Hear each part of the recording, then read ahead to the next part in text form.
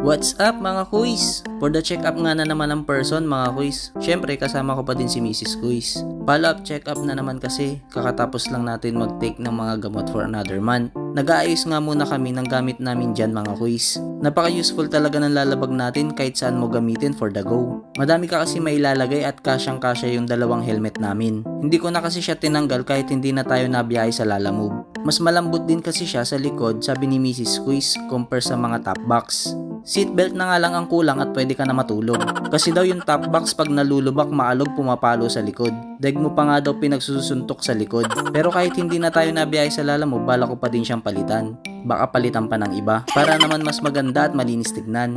Syempre tulad ng may-ari. After din namin mag-ayos ng mga gamit habang naglalakad, doon na din kami nakapag-ayos ng sarili namin. May hinahabol din kasi kaming oras para sa check-up. Nakakapagod din pala maghabol kaya pag iniwan ka wag mo nang habulin. Charot lang. Late na din kasi kami nakalis ng bahay. Yung sabing alas 7 naging alas 10. Filipino time talaga tapos nagmamadali. Ang galing. Buti na lang talaga hindi din matagal maghintay sa elevator ng St. Luke's. At wala din kaming kasabay sa pagpasok. Yung sabay kayo pumasok tapos paglabas di na kayo magkakilala. Iba na ata yun mga kuis. Bilisan na nga natin. Nandito na nga din ako kung saan tayo magpapalaboratory. Si Mrs. Kuis kasi siya na ulit umakyat sa 18th floor para mag-process ng LOA natin. Buti na lang talaga elevator. Kung hagda dyan, ay! Di mo yan mauutusan. Nakaugalian ko na din na kada may makita akong alcohol na nakakabit sa dingding nila, nag-aalcohol ako. Sa St. Luke's kasi, only alcohol sila, tapos automatic pa. Pag nilagay mo yung kamay mo, may kusang lalabas. Oh, wag ka na mag-isip ng kung ano-ano, basta alcohol yan. Habang waiting nga ako kay Mrs. Kuis, tamang muni-muni muna ako. Bigla nga ako napasenti with sad background music. Maestro, pasok! Wala, naisip ko lang yung mga dati. Kung di sana ganto ganyan, wala ako dito. Kung ganto ganyan sana ginawa ko, wala ako dito. Wala yung gantong nararamdaman ko. Wala yung gantong pagsasayang ng oras pag nagpapa-check up. Yung sanang nagpapahinga ka na lang sa bahay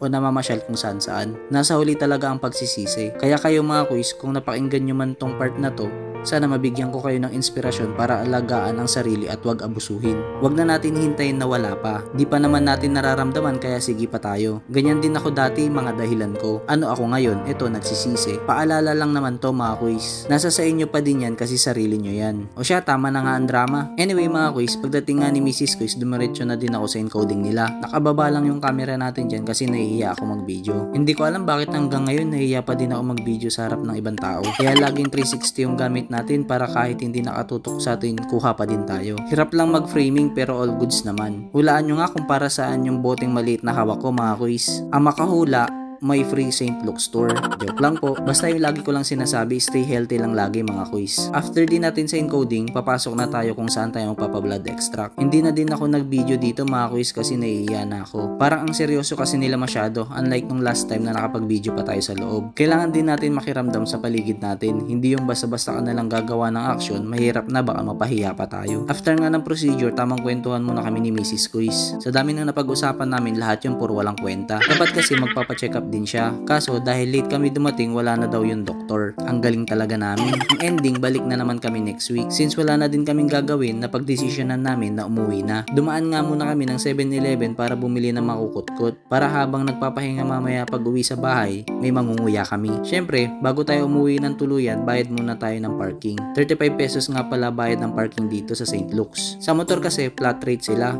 Pero pag sa sasakyan, wala akong idea mga quiz. Pag nasa parking cashier na kayo, ninyo yung plate number ng sasakyan nyo or motor nyo. Kaya dapat alam nyo yun mga kuis para mas mabilis yung pagbabayad. Konti lang din pala tao ngayon kasi holiday. Kaya siguro maaga din mga nagsiuwian mga doktor. Joke lang. O siya mga kuis, salamat sa panonood. Sinayang ko na naman ilang minuto ng buhay nyo. Stay healthy and ride safe always mga kuis. Bye bye!